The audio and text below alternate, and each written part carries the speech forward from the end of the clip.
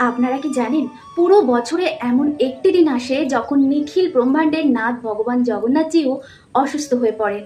হ্যাঁ, এই বছর সেই দিনটি আসছে 29শে জুন। আজ যদি কোনো কারণে এই দিনটি এখনও না এসে থাকে এবং তার আগেই আপনারা এই ভিডিওটি দেখছেন, তাহলে দয়া করে এটি শেষ পর্যন্ত অবশ্যই দেখুন। এই দিনটির নাম হলো শানযাত্রা, শান পূর্ণিমা বা জ্যৈষ্ঠ পূর্ণিমা, যা প্রতি বছর জ্যৈষ্ঠ মাসের পূর্ণিমা তিথিতে পালিত হয়।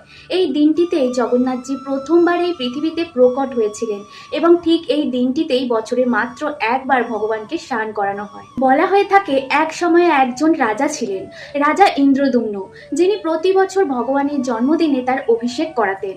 এই অভিষেকের সময় ভগবান জগন্নাথজি, সুভদ্রা মহারানী এবং বলদেবজিকে শান বেদিতে বসিয়ে 108 কলসি জল দিয়ে স্নান করানো হয় এবং এই স্নানের পরেই ভগবান অসুস্থ হয়ে পড়েন। আগামী 15 দিন পর্যন্ত ভগবান কাউকে দর্শন দেন না।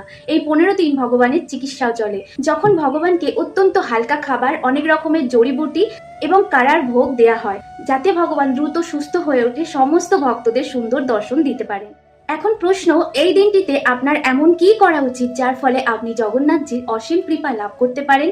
মনোযোগ দিয়ে শুনুন। প্রথমত, আপনাকে শুনতে হবে জগন্নাথ অষ্টকম, যা ইউটিউবে খুব সহজেই পাওয়া যায়। এবং দ্বিতীয়ত, এমন একটি মন্ত্র রয়েছে যা আপনাকে প্রতিদিন জপ করতে হবে, যার উচ্চারণ কিছুটা এই রকম: নমো ওম ভগবতে জগন্নাথায়। প্রতিদিন এটি 108 বার জপ করলে আপনি জগন্নাথজির 100% আশীর্বাদ পাবেন। তাই এই ভিডিওটি সেভ করে রাখুন এবং সেই সমস্ত মানুষদের সাথে শেয়ার করুন যাদের আপনি ভালোবাসেন, কারণ আপনার মাধ্যমে তারাও ভগবান জগন্নাথজির প্রচুর কৃপা লাভ করতে পারবেন। রাধে রাধে, হরে কৃষ্ণ।